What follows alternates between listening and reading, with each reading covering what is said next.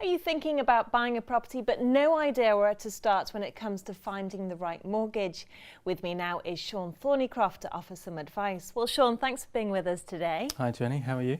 Very good, thank you. Good. So let's start with the different options out there, because you are flooded with different varieties. How on earth do you sort through them all and pick the right one for you? I wouldn't advise somebody going straight online to look at a comparison site. That would be my first piece of advice. With so many mortgages out there on the market, and with a mortgage being the biggest financial commitment most people would ever make, you wouldn't want to trust that with a comparison site that would give general overviews.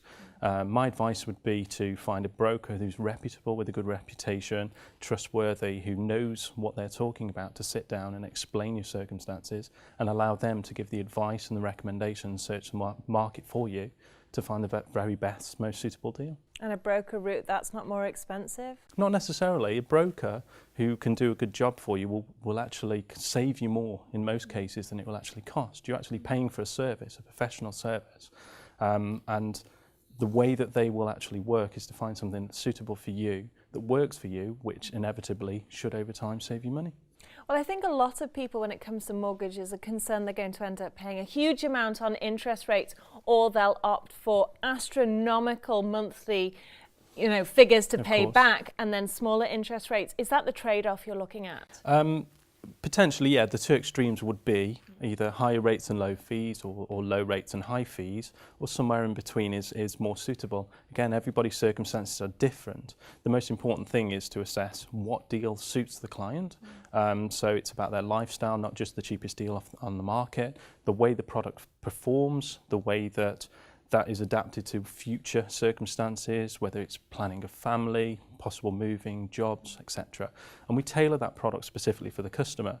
So it's not always about rate, it's not always about cost, it's looking at the overall picture and finding which one suits that person the most.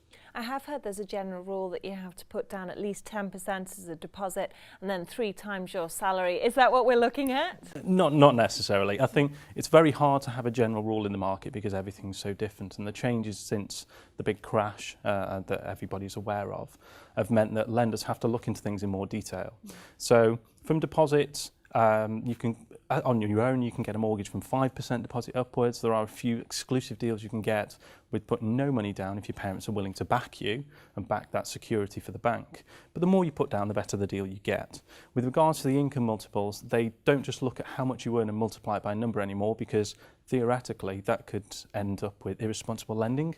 They need to look at your personal circumstances. So as a general rule, you can work on 3 to 4 times your income to get an idea. But again, you need to do a true affordability calculation to check, can you afford those payments now and in the future? Stress test the rate to see if the interest rate went up by 2 or 3%, could you still afford to keep it to protect you from losing your house?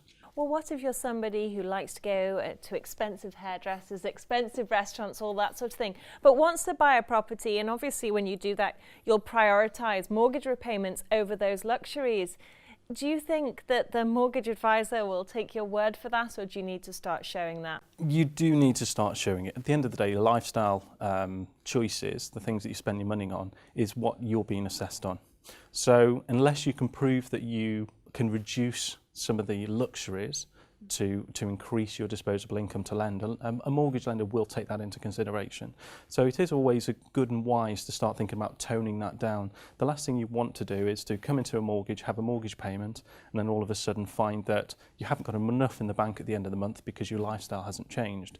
So before somebody commits to something that's so vital and so precious to them, they should start thinking about, what is my disposable monthly income? Let me do a budget plan. Let me see where I'm spending money on certain things where we can cut down on, and what can I actually afford to pay on a monthly basis. So when people come to us to look for properties, we assess the circumstances and give them advice as they are, but we also give them a step to work towards if the properties that they want are initially out of their budget.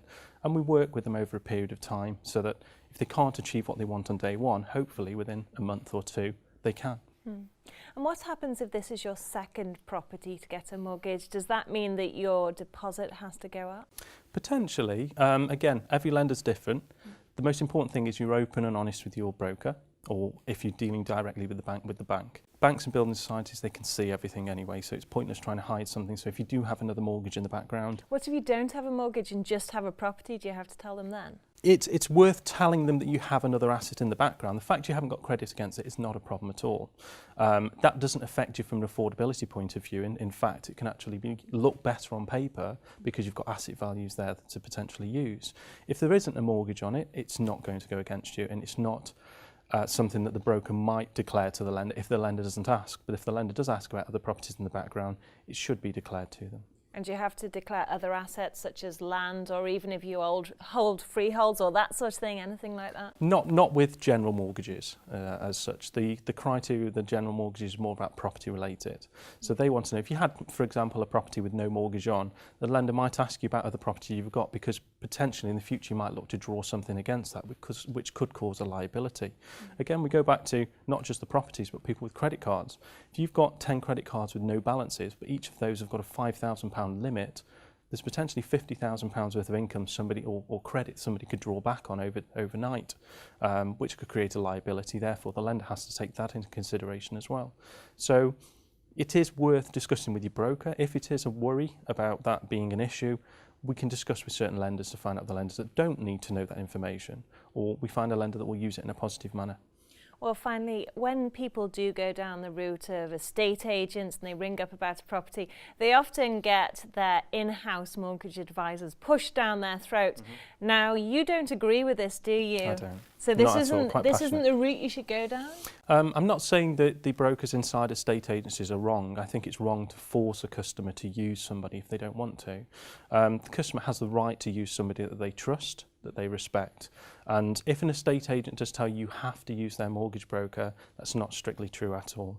They might have to qualify you, but their broker could do that, but equally another broker could do that as well. So always think about what you're comfortable. It's your mortgage at the end of the day, but go with your gut, go with your feeling. Sean, thanks. You're more than welcome, thank you.